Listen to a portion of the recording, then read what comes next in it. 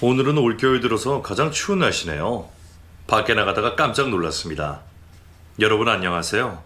저는 딸 자식 다 키워놓고 지금은 취미로 필라테스를 하면서 건강관리를 하고 있는 50대 후반의 여자입니다. 제가 딸을 좀 늦게 낳았거든요. 딸은 지금 딱 결혼 정년기의 나이입니다. 그런데 벌써 내년이면 초등학교 3학년이 되는 아들이 있어요. 이게 무슨 뚱딴지 같은 소리냐 궁금하시죠?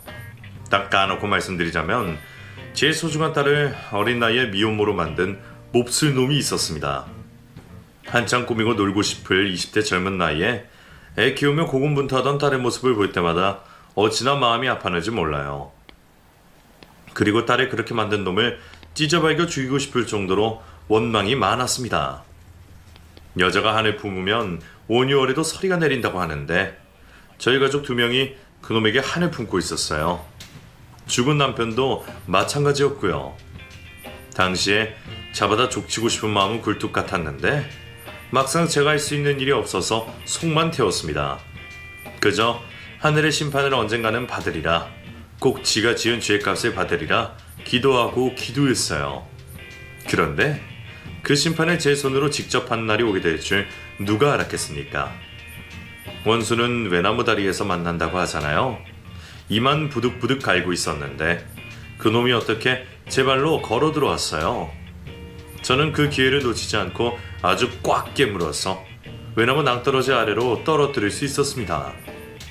비록 딸에게 죄 지은 것에 대한 벌은 아니었지만 나쁜 놈은 한 가지만 하지 않더라고요. 제가 평소에 이곳에 올라오는 사연들을 들으면서 위안을 많이 받았습니다. 혹여나 저희와 같은 일을 겪으신 분이 있다면 대리만족을 하실 수 있으면 좋겠다는 작은 바람으로 저희 이야기를 적어보려고 해요. 그럼 지금부터 그 이야기를 여러분에게 전해드리겠습니다. 우선 저는 남편과 결혼 초에는 사이가 그다지 좋진 않았습니다. 남편은 정말 고지식한 사람이었어요. 게다가 나이도 저보다 10살이나 많았거든요. 저에게 하라는 것보다 하지 말라는 것이 더 많았던 사람입니다. 여보, 나 돈 벌러 나가고 싶어. 나 일할래. 윤정아, 네가 뭐 돈을 번다고 그래. 나가면 힘드니 투성인데. 야 됐어, 집에서 살림이나 해. 처음에는 그게 저를 위해줘서 그러는 거라고 생각했는데 점점 제 숨통을 조여왔어요. 남편은 저를 완전히 어린애 취급했습니다.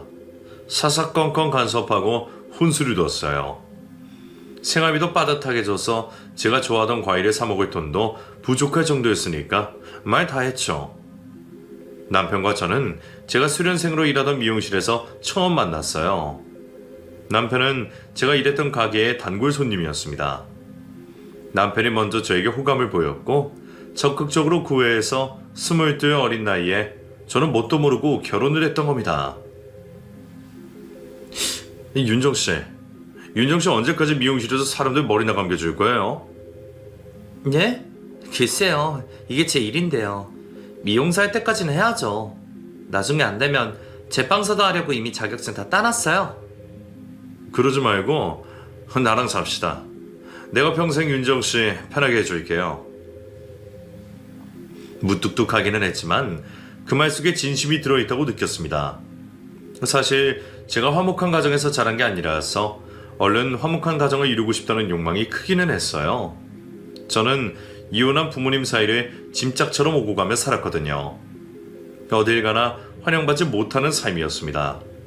그런데 남편 저에게 사랑을 주지 못한 아빠보다 더 진정한 사랑을 주는 사람이라고 생각했어요. 고지식하고 구두쇠인 성격만 빼면 뭐 그렇게 몹쓸 정도로 나쁜 사람은 아니었죠. 그게 너무 심해서 문제가 될 때가 있기는 했지만요. 아무튼 결혼을 하고 나서 저희는 이상하게 아이가 생기지 않았습니다. 남편도 저도 아이를 간절히 원하고 있었거든요. 병원에 가서 검사를 하니 남편에게 문제가 있다고 했어요. 그때 이후로 절망에 빠져서 살았어요. 꼭 자식을 낳아 키우고 싶었던 제 꿈이 사라져버렸으니까요. 그리고 저는 남편이 잔소리를 해도 듣지 않고 빵가게에 가서 빵을 굽는 일을 했습니다. 일 당장 그만둬. 애도 안 키우는데 맨날 방구석에서 혼자 벽만 보고 뭐해. 나 일할 거야. 말리지 마. 애 낳으면 되잖아. 못 낳는다잖아. 그럼 시험과 아이라도 하자고. 남편은 그걸 극구 하기 싫다고 했었거든요. 정말? 할 거야? 그래, 하자. 결혼 4년차가 되고 나서야 남편과 저는 시험관 아이를 갖기 위해서 시도를 했습니다. 물론 쉽지는 않았어요. 하지만 하면 할수록 자꾸만 오기가 생기더라고요. 꼭 남편과 저를 닮은 아이를 낳고 싶다는 욕심이 커져만 갔습니다. 남편은 당시에 목수 일을 하고 있었어요. 꽤 재주가 좋아서 돈은 잘 버는 것 같았는데 저에게 월급 통장을 보여준 적은 한 번도 없습니다. 짠돌이도 그런 짠돌이가 없었어요. 당시에는 속이 타들어가는 것 같았는데 이제는 남편이 왜 그랬는지 조금은 이해합니다. 가장으로서의 책임감 때문이었을 거예요. 결혼 초에는 그 짐을 나눠들면 좋았을 텐데 혼자서 짊어지고 가려고 하다 보니 본인도 저도 심적으로 힘이 들었던 겁니다. 아무튼 그렇게 어렵게 아이를 가지려고 시도를 해도 몇 번이나 실패를 해서 점점 지쳐갔어요. 당시에 남편이 마흔이 다 되어가는 나이였고 이제는 포기할까 싶었을 때 선물처럼 임신을 하게 되었습니다. 그 사실을 알았을 때는 하늘을 날아갈 것처럼 기뻤어요. 여보, 나 드디어 임신했어. 이제 4주차래요. 나 너무 행복해. 제가 들떠서 그렇게 말했는데 평상시 차분하게만 하던 남편 후 입이 찢어져라 웃으며 저를 안아주었습니다. 고생했어 윤정아. 진짜 내가 그동안 얼마나 죄스럽던지. 고마워. 그 말을 하면서 눈물까지 흘리더라고요. 티를 내진 않았지만 저만큼이나 남편도 애를 탔던 모양입니다. 아이를 임신하고 나서부터 남편도 조금씩 변해갔어요. 고지식하고 무뚝뚝하기만 했던 남편이 저에게 애정 표현을 하기 시작했습니다. 너 딸기 먹고 싶댔잖아. 어서 씻어 먹어. 당신, 내가 아는 사람 맞지? 귀신 아니지? 아이 민망하게 왜 그래. 먹어. 내 씻어다 줘. 그래 좀 완전 땡큐죠. 고마워요 여보. 그나저나 딸을 낳으려나. 과일 많이 먹네. 남편의 말에 제가 괜히 입이 삐죽해서 대답했습니다. 왜? 딸 낳으면 소방 넣을 거야? 하서라. 요즘 세상에 딸이고 아들이고 뭐가 중요해. 건강하게 낳기나 해. 그렇게 남편의 사랑을 받으며 저는 태교에 열중했고 눈에 넣어도 아프지 않을 딸을 낳았습니다. 저와 남편의 예쁜 데만 골라서 닮아서 정말 신기했어요. 우리 예슬이는 어쩜 이렇게 예쁘게 생겼냐? 눈 까만 것 좀 봐. 아빠 닮았지 뭐. 그건 아니거든요. 남편은 항상 자기를 닮아서 예쁜 거라고 우겼어요. 그때마다 조금 억울하기는 했지만 그래도 딸의 탄생만으로 마냥 행복했습니다. 아이를 낳고 나서부터는 남편과 제 사이의 불화도 사라졌어요. 제가 꿈에 그리던 완벽한 가정을 이뤄내서 하루하루가 꿈만 같았습니다. 그렇게 저희 부부에게 정말 소중한 딸을 낳아서 남들 하는 건 다 시켜주고 사랑 듬뿍 주면서 열심히 키웠습니다. 딸이 온 집안을 환하게 밝혀주는 것 같았어요. 워낙에 애교도 많고 하고 싶은 것도 많은 건강한 아이였거든요. 그 흔한 사춘기도 속 썩이지 않고 잘 넘어가줘서 정말 고마웠습니다. 딸은 저에게 이야기해주는 걸 좋아했어요. 학교에서 있던 일이나 힘든 일이든 좋은 일이든 모두 저희 부부와 나누려고 했습니다. 고등학생이 되자 딸의 다른 친구들은 다른 남학교 학생들과 미팅도 하고 연애를 하는 모양이었어요. 엄마, 현정이 알지? 걔는 땡땡고 2학년 오빠랑 연애한대. 요즘 아주 입이 귀에 걸렸어. 그래? 예슬이도 남학생들한테 인기 많잖아. 우리 딸을 좋아하는 오빠 없어? 제 물음에 딸은 질색하며 대답했습니다. 없어. 징그러. 난 나중에 대학 가고 나서도 한참 뒤에 고르고 골라서 좋은 사람이랑 연애할 거야. 우리 딸 까탈스럽네. 그래, 서로 의지하고 뭐든 나눌 수 있는 좋은 사람 만나서 연애해. 뭐 급하냐? 하나도 안 급하다. 나이가 몇 살인데? 맞아. 난 늦게 연애하고 결혼도 늦게 할 거야. 그랬던 저희 딸이 그런 몹쓸 일을 겪게 되리라고는 상상도 하지 못했습니다. 딸은 열심히 공부를 했고 원하던 대학에 원하던 학과로 입학을 했습니다. 그때부터 저희 가족에게는 악몽이 시작되었습니다. 딸의 대학 입학식에는 여러 지역에서 올라온 학생들이 많았어요. 그리고 선배들도 있었고요. 그냥 마냥 아이들로만 보이는 그 애들 중에 제 딸의 인생을 망쳐놓은 한 사람이 있었습니다. 만약 그 사실을 그때 미리 알 수 있었다면 저는 절대로 딸이 학교 MT를 가는 걸 허락하지 않았을 거예요. 그런 생각을 평소에 수백 번도 더 했답니다. 아무튼 딸은 대학생활을 하면서 친구도 많이 사귀었습니다. 그런데 어느 날부터 복학한 선배 한 놈이 제 딸을 따라다닌다고 하더라고요. 우리 딸 학교 생활은 재밌어? 근데 엄마. 왜? 무슨 일 있어? 아니, 우리 과에 군대 다녀서 복학한 선배 한 명이 있거든? 동기들은 그 선배가 잘생겼다고 좋아하는데 나는 뺀질뺀질하고 허세만 많아 보여서 싫어하거든. 근데 그 선배가 자꾸 나한테 사귀자고 들이대. 애들한테 예술이 자기 거니까 건드리지 말라는 소리를 하지 않나. 진짜 불편하고 어떻게 해야 할지 모르겠어. 뭐? 그런 놈이 있어? 싫다는데 왜 그런데? 웃기는 놈이네. 그냥 무시해버려.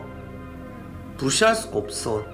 그 선배가 하도 그러고 다니니까 동기들이 다 예슬이는 상훈 선배 애인이라니 그런 헛소리 하잖아. 나 너무 스트레스 받아. 딸이 그런 이야기를 하면서 인상을 찌푸리는데 저도 걱정이 되더라고요. 하지만 어떻게 해결해 줘야 할 방법을 찾지 못했습니다. 그렇게 시간이 흐르고 딸이 MT를 가게 됐다고 했어요. 난 안 가겠다고 했는데 의무적으로 다 가야 한다고 해서 가야 돼. 의무적인 게 어딨냐. 가기 싫으면 가지 말지. 거기 막 가면 막 술 먹이고 그러지 않아?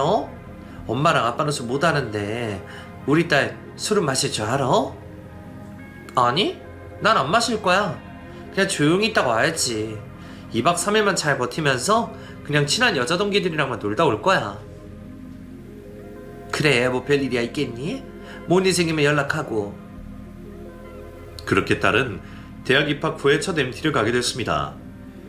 남편도 저도 내심 걱정은 됐지만 친한 동기 친구들도 있고 한데 별일이야 있겠냐 하고 안심하고 있었어요. 그런 자연재해 같은 일이 저희 집에 일어날 줄 누가 짐작이나 했겠습니까? 딸은 MT를 다녀온 후로 웬일인지 말 수가 없어졌어요. 평소에는 미주알 고주알 자기 사생활 다 이야기하던 아이가 입을 꾹 다무니 속이 답답하더라고요. 그래서 제가 먼저 MT 가서 무슨 일이 있었냐, 재밌었냐 물었습니다. 그러자 딸이 안 내던 짜증까지 냈습니다. 엄마 그만해. 왜 그래? 무슨 일 있었어? 나 MT 얘기하기 싫어. 정말 지옥 같았어. 묻지 말아줘 제발. 딸이 힘없이 그렇게 겨우 말을 꺼내는데 뭔 일이 있었구나 싶어서 걱정이 되기도 시작했어요. 그렇게 3달 가까이 지났을 때였습니다. 딸이 학교에 가지도 않고 자기 방에서 엉엉 울기만 했어요. 저도 남편도 문 열고 이야기 좀 하자고 해도 방 안에서는 딸이 우는 소리만 들렸습니다. 예슬아 무슨 일이야? 엄마 아빠랑 얘기 좀 하자. 울지 말고 문 좀 열어봐. 그렇게 타일러도 한참을 울기만 하던 딸이 몇 시간이 흐른 뒤 방문을 열고 나왔습니다. 얼마나 울었는지 눈이 퉁퉁 부어서 빨개져 있더라고요. 그리고 나오자마자 저와 남편을 보고 또 바닥에 주저앉아 통곡을 했습니다. 엄마, 아빠, 나 어떡해? 그런데 딸의 손에 뭔가가 쥐어져 있어서 제가 다가가서 딸 손에 쥐어진 걸 빼앗아 들었습니다. 임신 테스트기였어요.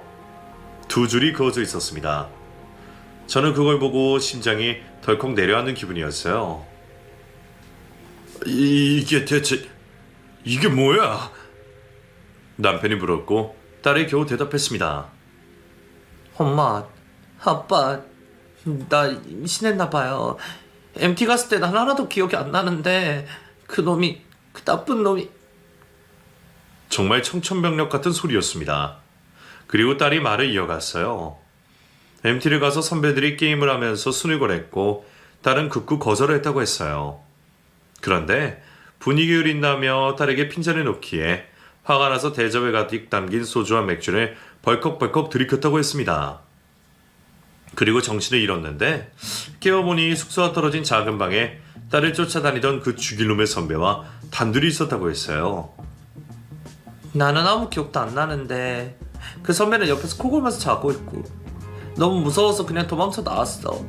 내내 기분이 안 좋았는데 그날 이후로 선배가 날 모른 척 하더라고. 그냥 나쁜 꿈 꿨다고 생각하고 넘기려고 했는데 엄마 아빠 나 어떡해. 남편은 그놈 잡아다 죽이겠다고 길길이 날뛰었고 저는 우선 딸의 건강이 걱정돼서 딸을 데리고 산부인과로 갔어요. 시간을 계산해보니 딱 딸이 MT에 갔을 때 애가 생긴 거더라고요.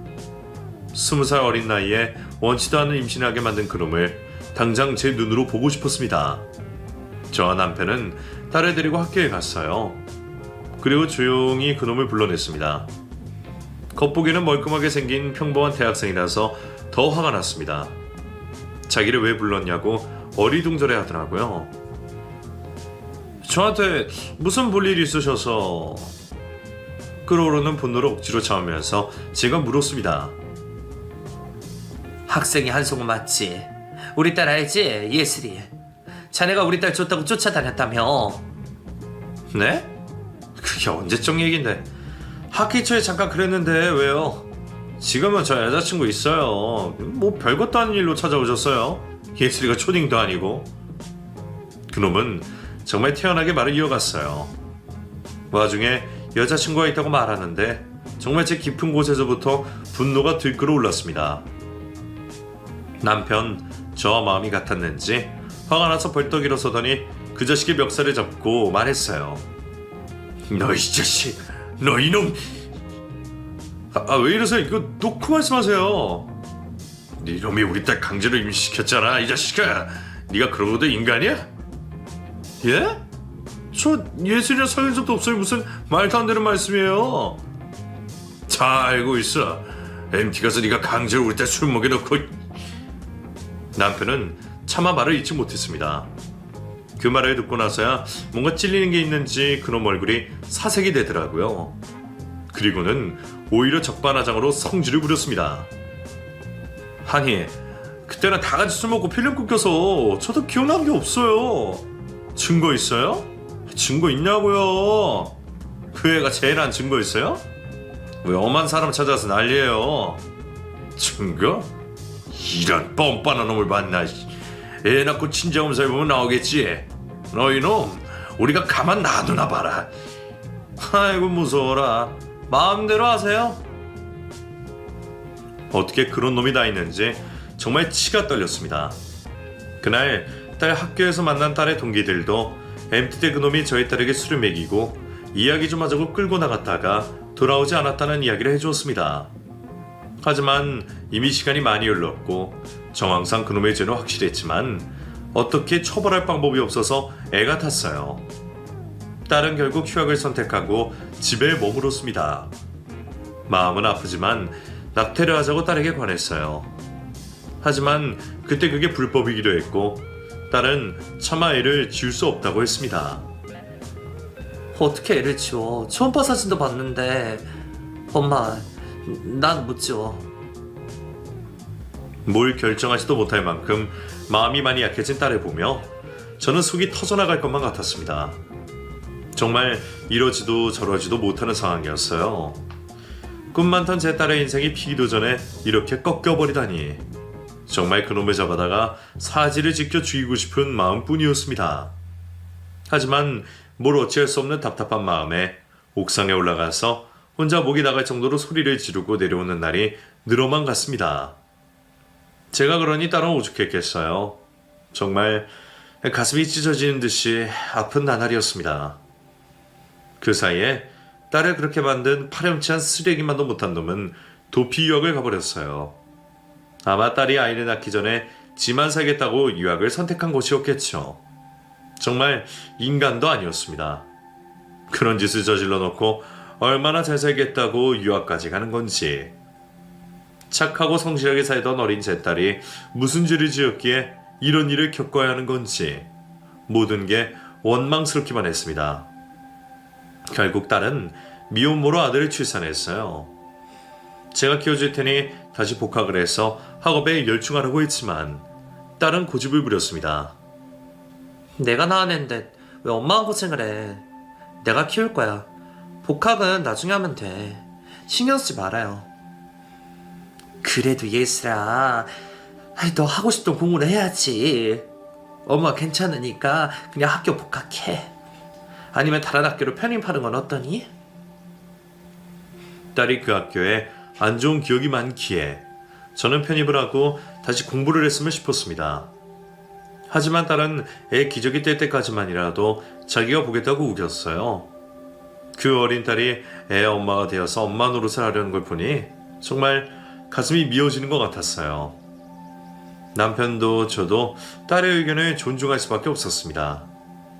21살의 어린 나이에 애 엄마가 된 딸을 보면서 가슴이 아팠지만 그래도 이왕 태어난 아이니까 다른 생각은 거둬두고 아이를 잘 키워야겠다고 생각했어요. 하지만 딸이 아이를 보고 있는 걸 보면 애가 애를 키우는 것 같아서 마음이 복잡했습니다. 제가 딸을 어렵게 갖고 낳았을 때 정말 축복만 같았는데 이 작은 아이가 무슨 죄인가 싶어서 저는 모든 마음속에 분노를 잊으려 했었습니다. 애 돌이 될 때까지 저도 옆에서 같이 손주를 봐줬어요. 그 무렵부터 남편이 나이도 들고 더 이상 체력이 딸려서 목수일을 그만둔다고 했습니다. 그래서 제가 가게를 차리자고 제안했어요. 여보, 우리 토스트랑 커피 팔까? 장사를 하자고? 그래, 당신은 커피 내리는 거 배워. 난 토스트 만들게. 별로 내키지 않은 남편 옆에서 저는 열심히 토스트를 메뉴를 개발했습니다. 뭐라도 해야 살 것 같았거든요. 그리고 남편도 제 열정이 마음에 통했는지 바리스타 자격증을 땄어요. 저희 부부는 깔끔하게 인테리어를 해서 토스트 가게를 차렸습니다. 가게 주변에 학교랑 회사들이 많아서 장사는 예상보다 더 잘 됐어요. 딸은 아이를 키우면서 집에서 인터넷 강의를 보면서 공부를 했습니다. 나중에 공기업에 취업하고 싶다고 했어요. 딸에게도 목표가 생겨서 정말 다행이라고 생각했습니다. 그렇게 저희 가족은 마음속 상처를 가슴속에 묻어두고 각자의 자리에서 열심히 살았어요. 손주도 커가면서 어찌나 예쁜 짓을 많이 하든지 간 말문을 뗀 손주가 할머니 하고 저를 부를 때마다 귀여워서 어쩔 줄 모르겠더라고요. 할머니, 준호 배고파. 밥 줘. 아이고, 우리 손주 배고파? 우리 준호 뭐 먹고 싶어? 토스트랑 우유. 금방 해줄게. 기다려. 제가 만든 토스트를 그렇게 잘 먹더라고요. 고사리 손을 쥐어서 조금씩 베어보는 모습을 보면 그렇게 흐뭇할 수가 없었습니다. 커가는 아이를 보면서 기쁘기도 했지만 솔직히 이 아이의 생물학적 아빠만 생각하면 한숨이 나왔습니다. 물론 애 앞에서 그런 이야기를 일절 꺼내지 않았어요. 딸은 아이가 3살이 됐을 때부터 다시 대학에 다녔고 졸업 후에는 초등부 영어 학원 강사로 일을 했습니다. 아이가 초등학교에 입학하면 공기업에 취업을 하겠다고 했어요. 남편의 애들 없을 때 가끔씩 저에게 말했습니다. 우리 예슬이 보면 안쓰러워 죽겠어. 하고 꿈이 그렇게 많던 애인데 꿈 한번 제대로 펼치지도 못하고 미혼모라고 손가락질이나 받고 말이야. 그놈은 지 살겠다고 유학까지 가서 잘 살고 있겠지? 내가 아주 만나면 모가지를 비틀어 놓을 거야. 그런 생각하면 끝도 없어. 예슬이 씩씩하게 잘 사는데 뭐. 하나뿐인 딸 걱정에 밤잠 설치던 남편은 결국에 급성 심근경색으로 쓰러져서 다시 눈을 뜨지 못했습니다. 피곤해서 집에 가서 쉬겠다고 해서 먼저 들여보냈는데 집에 가니 남편이 숨을 쉬고 있지 않았습니다. 처음에는 장난을 치는 줄 알았는데 그런 장난을 칠 사람이 아니라서 저는 억지로 깨우려고 했지만 이미 숨을 거둔 남편은 끝내 눈을 뜨지 못했어요. 그렇게 허망하게 가기 전날에도 남편은 딸 걱정뿐이었습니다. 내가 알아보니까 그놈의 자식 한국 들어왔더라고. 내가 조만간 찾아가서 다 조져놓을 거야. 남편이 그렇게 이야기를 했었습니다. 겉으로는 그러자고 맞장구를 쳐주었지만 찾아가 봐야 발뺌만 할 테고 그럼 우리 속만 더 찢어질 것 같은 것은 안 봐도 비디오였어요. 그런데 그렇게 허망하게 가버렸으니 그 한을 어찌다 말할 수 있을까요? 장례식장에서도 딸도 저도 눈물만 흘렸습니다. 아빠, 미안해요. 미안해요. 딸은 그렇게 말하며 울었습니다.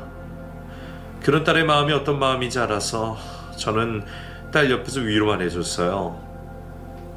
그리고 손주는 할아버지가 어디 갔냐고 물었습니다. 할머니, 할아버지 어디 간 거야? 언제 와? 준호야, 할아버지는 하늘나라에 갔어. 이 다음에 아주 먼 훗날에 하늘나라 가서 만나자. 왜? 나 할아버지 보고 싶은데. 할머니랑 엄마도 할아버지 보고 싶은데 꼭 참아야 돼. 제가 그렇게 말하며 눈물을 글썽이니까 애도 눈치를 챈 건지 아무 말도 하지 않았습니다. 장례식을 치른 후에 남편과 함께하던 토스트 가게도 정리했습니다. 거기서 더 일을 할 수가 없겠더라고요. 남편이 가고 나서 아무런 기운도 없이 지냈습니다. 인생이 다 허무하게만 느껴졌어요.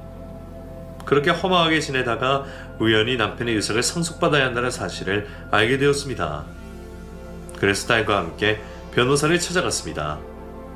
그리고 제 예상보다 훨씬 많은 재산을 남편이 갖고 있었다는 사실을 알게 되었어요. 이 많은 걸 그렇게 꼭 쥐고 있었구나. 한번 구두쇠는 영원한 구두쇠구나. 그런 생각도 안 든 게 아니네요. 아무튼 딸과 저는 남편의 유산을 상속받았습니다. 그리고 저는 알고 지내던 부동산 중개인을 통해서 좋은 정보를 얻고 6층짜리 건물을 하나 매입했습니다.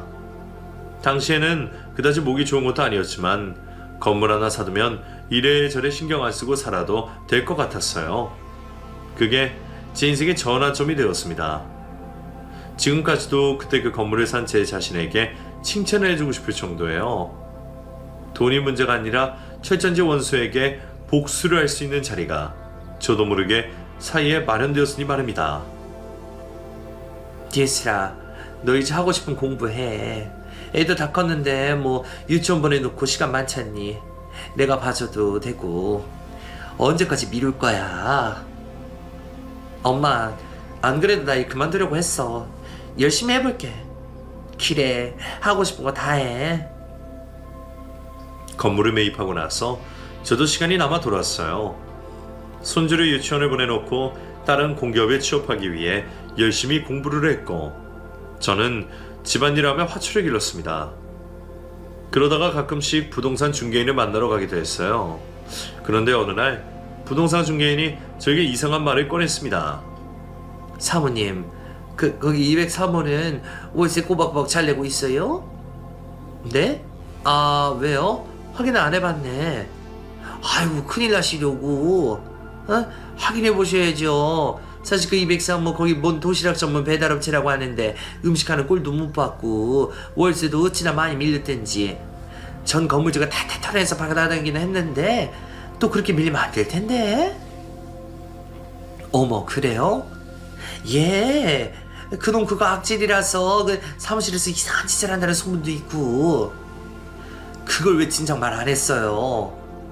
아니, 나는 전 건물주랑 그런 일이 있고 나간 줄 알았지. 거기서 불법이라도 저지르고 있으면 어떡해요. 아유, 정말. 그러니까 제가 지금 말씀드리잖아요. 부동산 중개인의 말을 듣고 왠지 너무 불안하더라고요.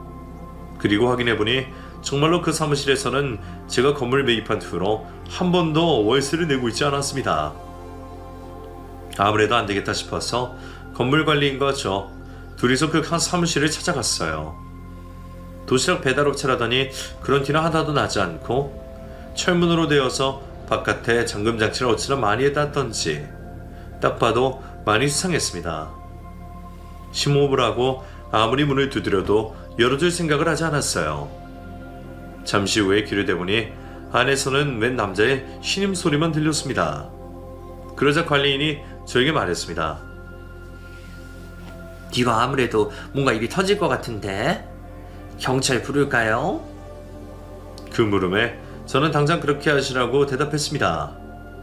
한참 문 앞에서 이러지도 저러지도 못하고 있는데 베란간 슬쩍 문이 열리더라고요. 문을 열고 나온 사람을 보고 저는 그 자리에서 얼어붙었습니다. 저는 그놈을 한눈에 알아볼 수 있었어요. 너 이 자식. 인상이 예전보다 더 험악해져 있더라고요. 아, 누구세요? 왜 나머지 사무실 앞에서 난리야? 너 나 몰라? 너 예슬이 기억 안 나? 예슬이가 누구? 아, 그때 그 아줌마가 여길 왜? 나 이 건물 주인이다.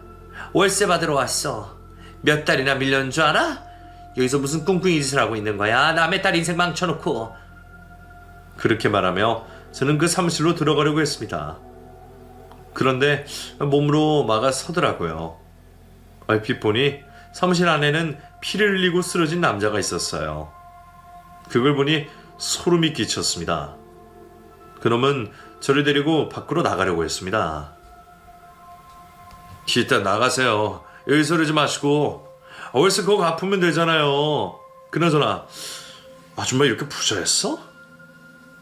가긴 어딜 가. 너 깡패냐? 저기 안에 사람 죽어가는 거 아니야? 아이, 일단 나가시라고요. 그렇게 그놈의 손에 이끌려 건물 밖으로 나갔는데 때마침 경찰이 도착했어요. 저는 경찰에게 말했습니다. 선생님들 빨리 안에 들어가 보세요. 이놈이 사람을 팼어요. 저 안에 웬 남자가 기절해 있어요. 얼른요. 그런데 이미 경찰도 그 사실을 알고 있었더라고요. 압수수색 영장까지 들고 왔습니다.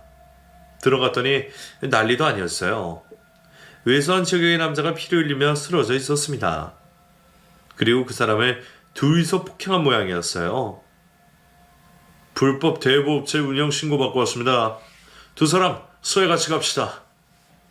그리고 경찰은 미란다 법칙을 읊었어요. 경찰의 말에 저희 가족의 철찬 지원수였던 그놈이 안절부절하며 대답했습니다.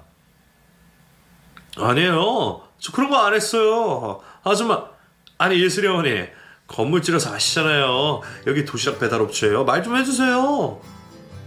그놈은 뻔뻔하게 저에게 매달리더라고요. 나도 그런 줄 알았지. 하여간 하나만 하는 놈은 없다더니 나와 이 자식아. 아니라고요. 저기 장모님.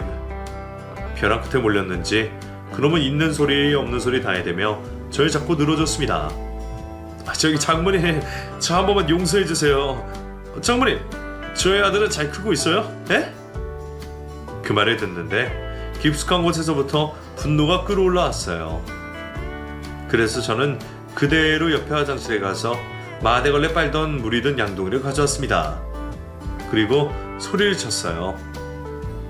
경찰 선생님들 비키세요. 비켜요. 이라 이 쌍놈의 자식아. 이거 하나 받아라. 그리고 그놈에게 그 더러운 물을 머리부터 발끝까지 획 뒤집어 씌웠습니다. 캑캑대며 난리를 부리더라고요. 그때가 1월 초 한창 한파가 몰아닥치던 시기였습니다. 더러운 물이 뒤집어 쓴 그놈은 덜덜 떨면서 어쩔 줄을 몰라 하면서도 혀를 놀렸습니다. 어머님, 이러시면 곤란해요. 제 자식 잘 지내고 있죠? 어머님? 네 자식? 여러 죽을 놈이 어디서 뚫린 입이랑 짓거려?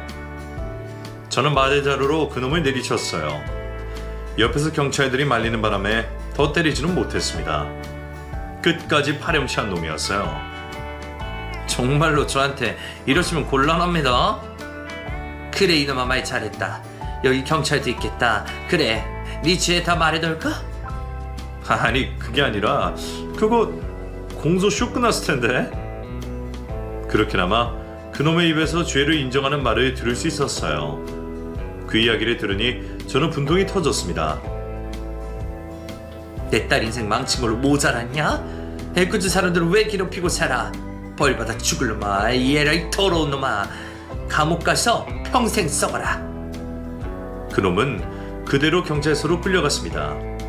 알고 보니 배달업체라고 거짓 신고를 하고 제가 매입한 건물 그 사무실에서 불법 대부업체를 운영하고 있었더라고요. 대부업체 운영에 사기까지 치고 다녀서 이미 집행유예를 선고받았던 놈이었습니다. 우리 딸을 그렇게 만들고 도피 유학을 갔던 놈이 사기꾼이 되어서 돌아와 사회 악으로 살고 있었던 거예요. 정말 어처구니가 없었습니다. 소 뒷걸음질하다 쥐잡은 격이긴 했지만 그 천하의 몹쓸 놈을 결국엔 제 손으로 잡을 수 있었던 거예요. 죽은 남편이 마치 저를 그놈 앞으로 데리고 간 것처럼 말입니다.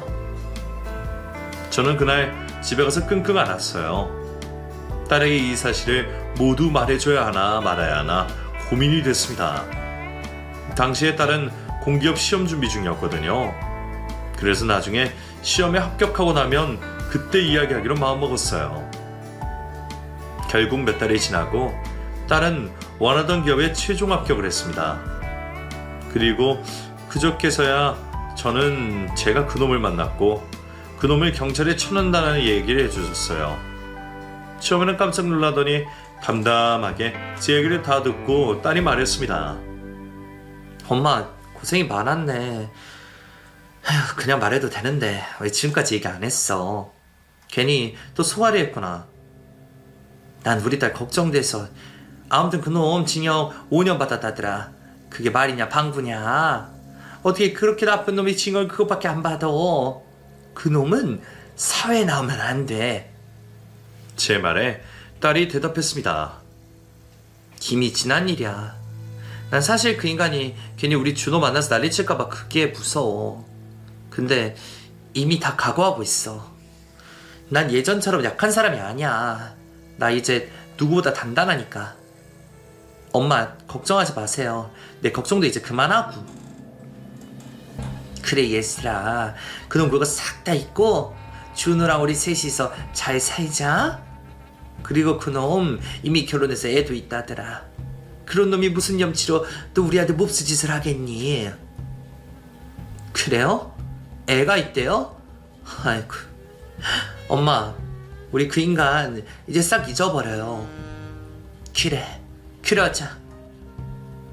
딸도 그렇고 저도 사실 내심 걱정이 됐어요.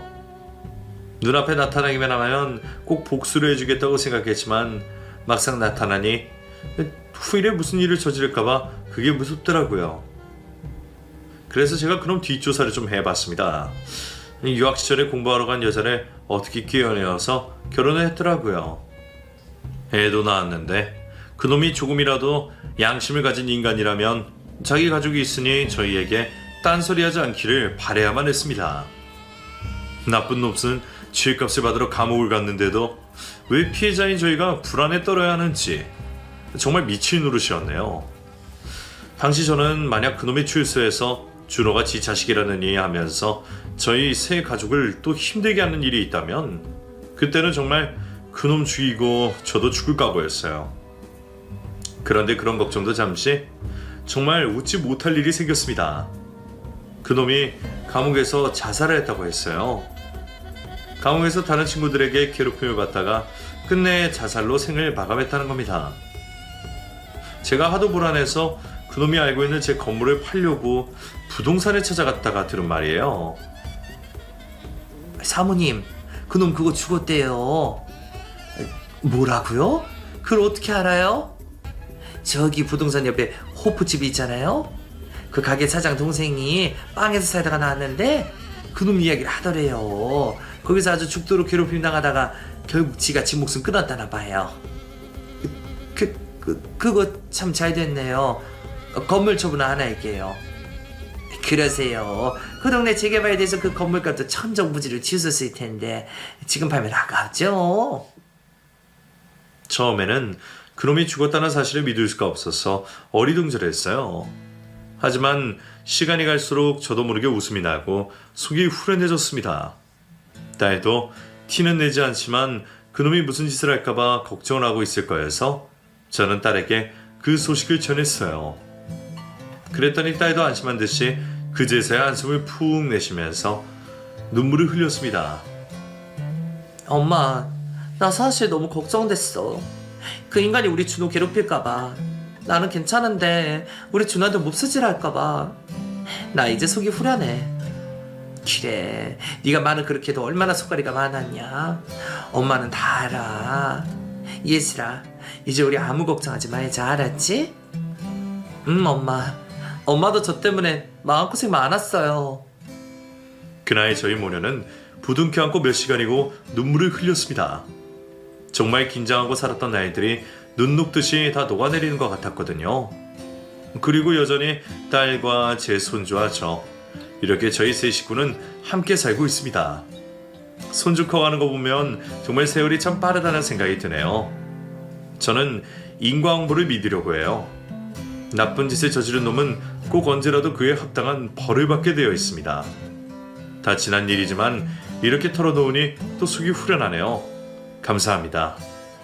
저는 앞으로도 저희 세 식구와 건강하고 행복하게 잘 지내려고 해요. 아직 살 날이 많으니까요. 이제 곧 새해가 밝는데 여러분들도 항상 건강하고 행복하시길 기도드리겠습니다.